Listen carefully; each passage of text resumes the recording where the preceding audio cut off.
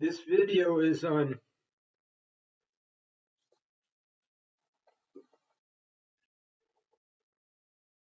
approaching meditation in a realistic way for people that are victims of violence, domestic violence in particular, and have or parental abuse. A lot of times it's not easy to teach people that are in need because we come out from the clouds somewhere and they cannot relate to us. Or should I say, we cannot relate to them because we're holy Buddhists.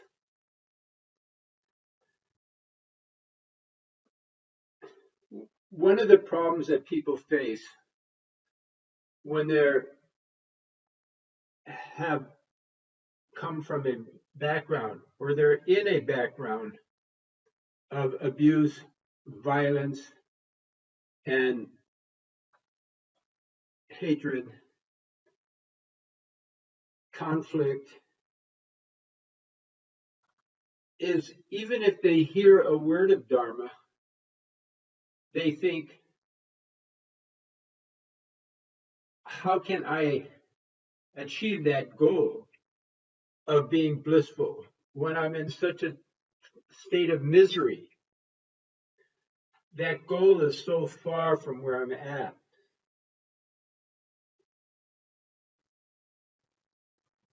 Well, when that question is asked, how can I achieve that goal when I'm in such a terrible state myself? It seems so far away. How can I make it more real?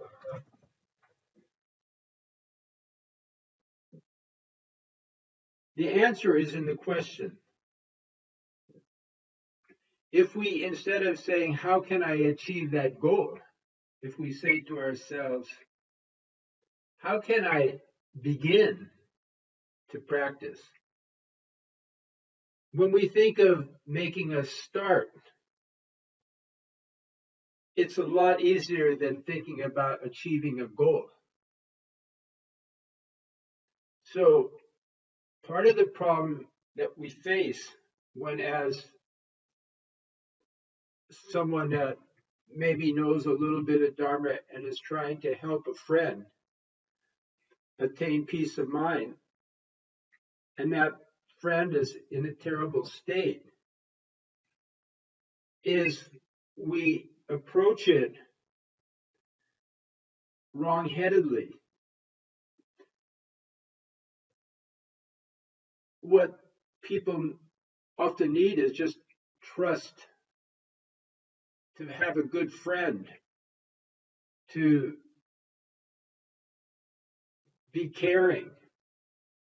That also is Dharma. It doesn't have to have the name Dharma. If we talk to somebody about practices of meditation, breath mastery, mindfulness of breathing, even yoga, when they're not receptive to it, and they cannot be receptive to it because of their life circumstance, it's totally unskillful for anyone, whether they be a meditation teacher or just someone trying to help out, to try and teach methods of textbook meditation topics that are aimed at attaining blissful states of mind. That's not what people need to hear.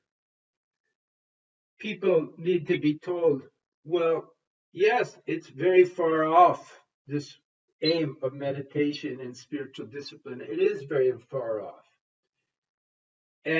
But you can begin right where you are, somewhere where you are. You can ask yourself, my state is miserable. I'm a victim of violence. I'm a victim of hatred. I'm a victim of conflict, and so forth. And then ask yourself, is this anything that I may have had something to do with? Is it arbitrary that this misery has visited me? Or have perhaps I in the past, maybe sometime I don't even remember, harmed someone, been mean to someone, cheated somebody, hurt someone, physically abused anyone, any time in my past? And if we acknowledge the fact that, well, maybe I'm not aware of it, but causes do have effect. If you put your hand in a flame, it's going to get burned.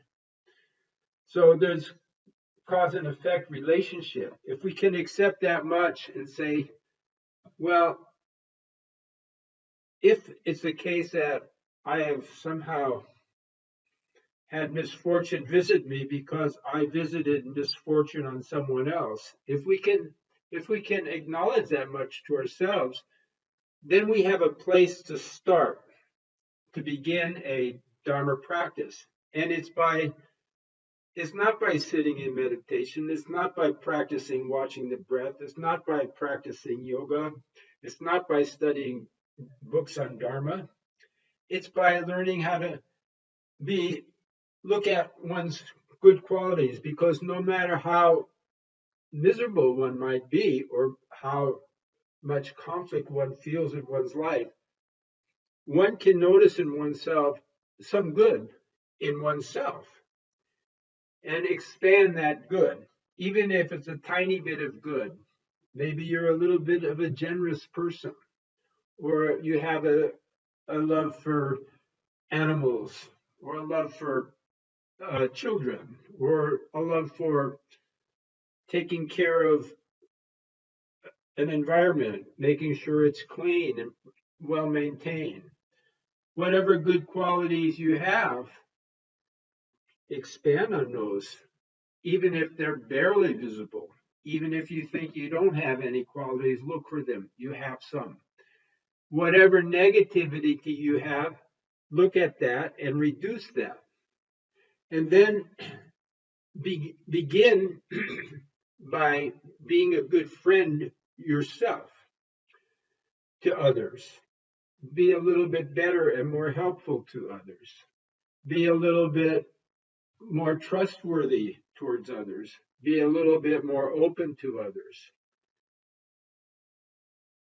That is what we have to encourage in others that are not in a very good state, when they're so feel they're so far from the goal that approaching meditation seems ridiculous. The goal is too far away.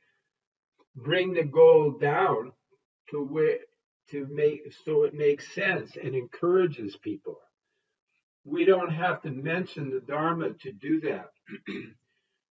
What should be emphasized is, okay, the goal is very far off. I agree with you on that. Even if you've been practicing 10 years, the goal is going to be very far off. But can you do something a little bit good? Can you improve something in your life? Can you do something a little bit better? Can you take care of your clothes a little bit better? Your living environment a little bit better? Be a little bit better to others?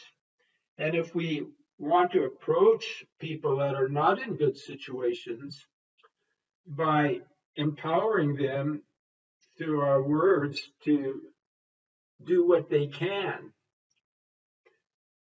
that is where it's at. That's what is helpful to others.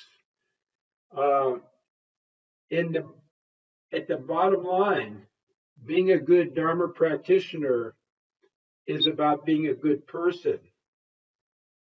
Being a good person is being a good human being. is the most important thing. So everyone can relate to that, and we should help others to relate to that and not try and approach out of the clouds to someone that is not ready to hear. We should be sensitive enough in our hearts to know what is applicable to the people that we encounter.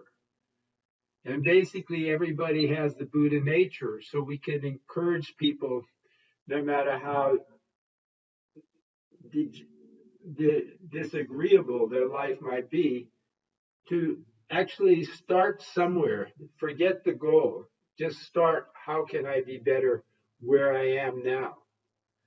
And if we encourage people that way, they will see, yeah, at least I can begin. If we are not sensitive enough to realize how to approach a fellow human being on the level that they're on, we shouldn't be teaching the Dharma at all. We should be minding our own business. But if we want to teach the Dharma to others, we should recognize what's appropriate and what's not. And if we do that, then it's easy. There's no problem at all. If we don't do that, then we're just, spinning our wheels and wasting other people's time. And we may turn them away from Dharma completely by teaching something that's out of this world. That's where it's at.